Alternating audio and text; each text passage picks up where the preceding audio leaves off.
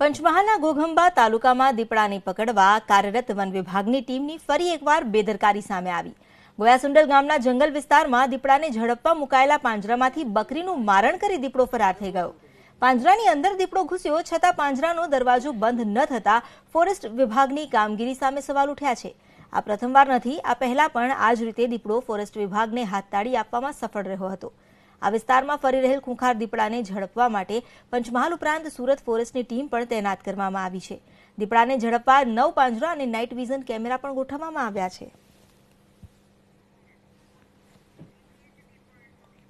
देखिए, दीपड़ा जो है क्योंकि एक वाइल्ड एनिमल है तो और वो मारन करके जो है निकल जाएगा, उसमें तो कुछ ऐसा नहीं कह सकते हैं कि मतलब हम लोग जो है उसको पकड़ ही लेंगे। पहली बात तो कि ये जो है मारन जो करके गया था, अंदर जो हमने बेट रखा था, तो वो कोई ऐसा नहीं है कि वो अंदर गया और उसका मारन करके और जो है दरवाज़ा बंद नहीं हुआ है, ऐसा नहीं हुआ था। बिल्कुल जो है गलत है, ऐसा कुछ हुआ नहीं।